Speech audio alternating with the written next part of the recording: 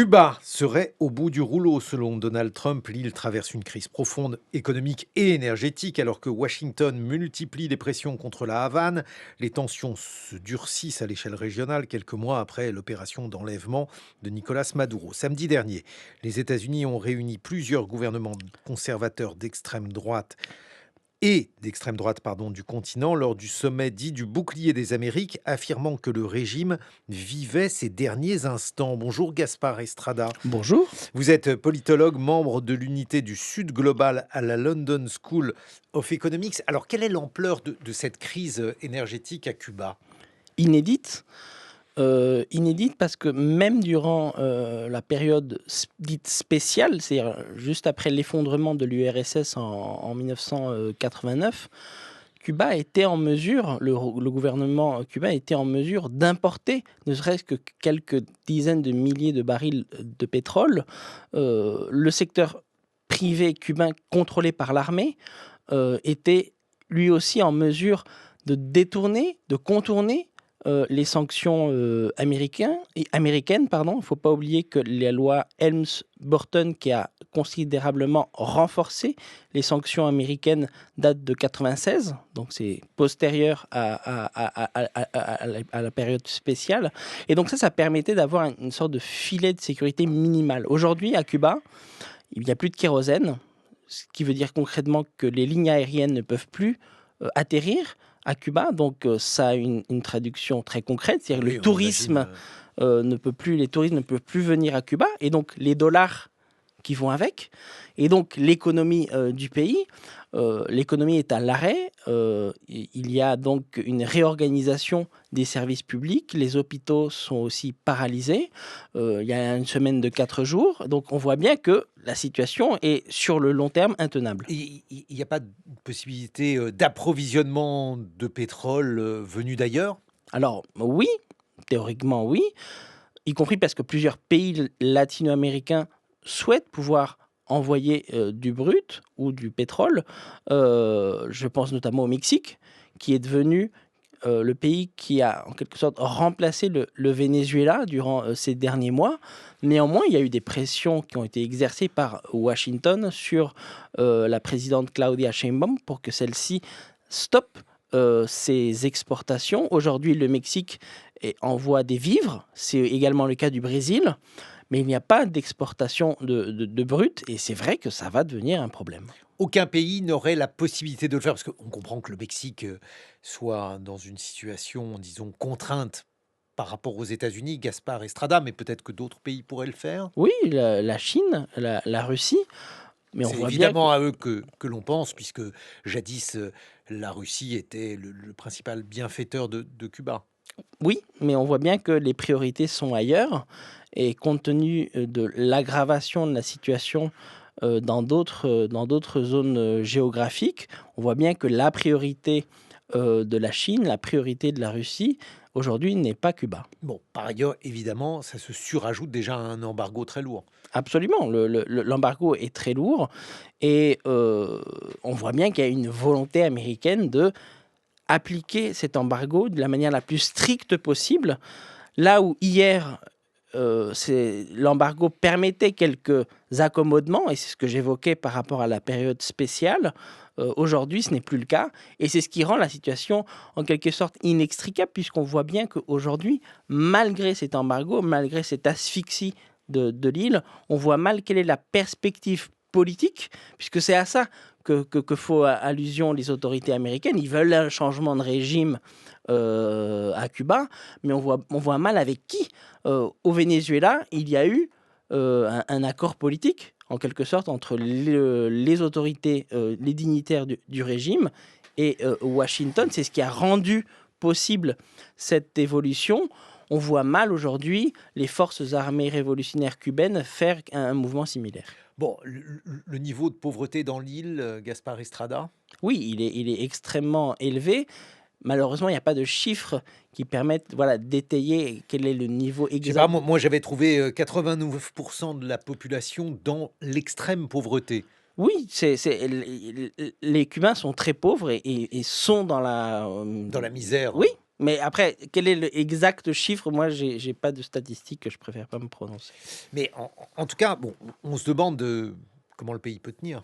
Oui, c'est ça la vraie question. Comment il peut tenir? D'abord, pour que les Cubains puissent se nourrir, se déplacer, se soigner, mais aussi la perspective politique. Qui va gouverner Cuba? Et c'est ça la Aujourd'hui, question. comment les choses se passent-elles Bah, en termes de politique à c'est Cuba? le gouvernement de Diaz-Canel qui est le président du Conseil des ministres. Il reste dans une position très offensive vis-à-vis du régime américain. On l'a vu la semaine dernière par rapport à ce qui se passe en Iran. La déclaration du gouvernement cubain, voilà, une fois encore, reste dans le registre anti-impérialiste, revendiquant la charte des Nations Unies. Mais on voit bien aussi qu'il y a un besoin de dialogue avec Washington, puisqu'il faut bien mettre fin à ce blocus de l'île. Et on voit bien que la situation, elle est très difficile, parce que la question de fond, c'est que les États-Unis souhaitent faire à Cuba ce qu'ils ont fait au Venezuela. Mais on voit mal les acteurs cubains faire répliquer ce qui s'est passé au Venezuela. Bon, il y a eu un échange de coups de feu par ailleurs. Oui, oui, il y a eu un échange de coups de feu avec des gardes-côtes cubains qui ont mené une opération contre des bateaux Américain. américains. Ça a 4 aggravé. morts. Oui, absolument. Ça a aggravé la situation, mais une fois encore, la question politique reste la même.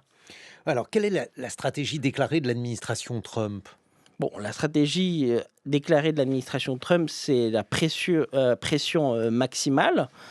Mais une fois encore, parler de stratégie dans le cas cubain, c'est vrai que je pense que c'est beaucoup plus une logique de coût politique, beaucoup plus que d'une stratégie mûrement réfléchie. Alors certes, dans le cas du Venezuela, on peut quand même le nuancer, puisqu'on voit bien que pendant plusieurs mois, avant l'enlèvement de Nicolas Maduro, il y avait des échanges, il y avait des dialogues entre les autorités américaines et le couple Delcy Rodriguez et Jorge Rodriguez pour aboutir justement à cette évolution.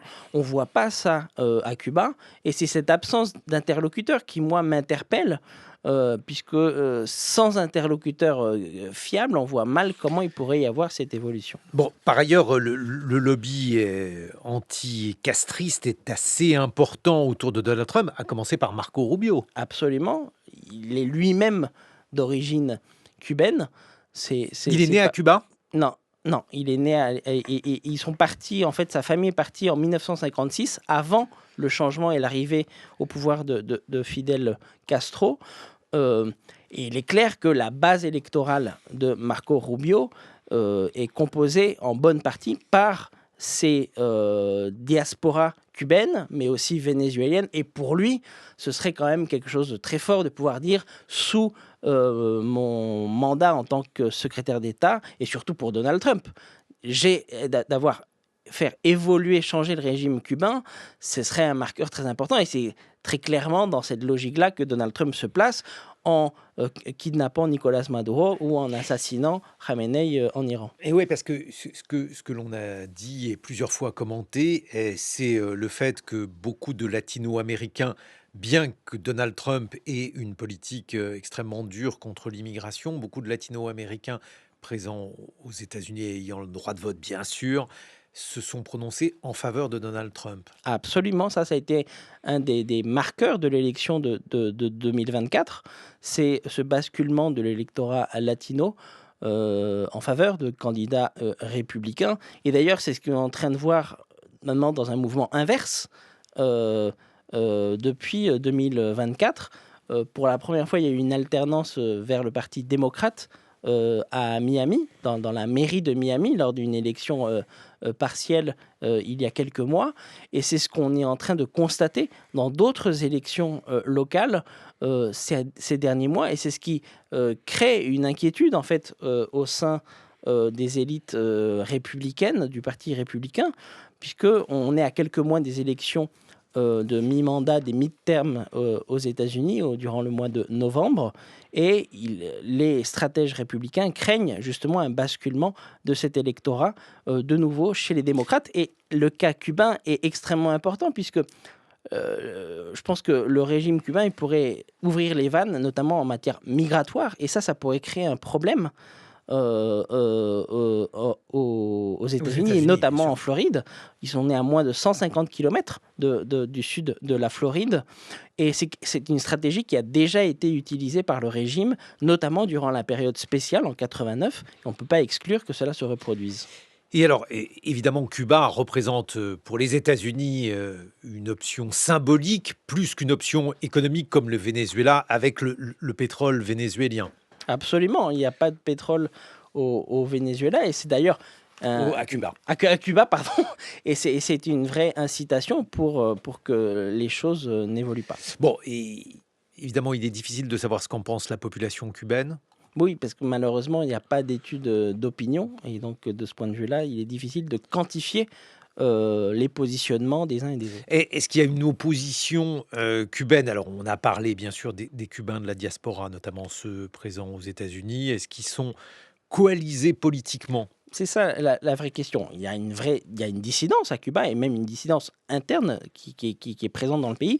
Et il y a eu des manifestations d'ailleurs contre le régime, notamment de la part de la jeunesse. Le problème, c'est quelle est la structuration de ce mouvement. Et là, on a quand même beaucoup plus de mal à percevoir cette opposition. Merci beaucoup, Gaspard Estrada. Je rappelle que vous êtes membre de l'unité du Sud Global à la London School of Economics.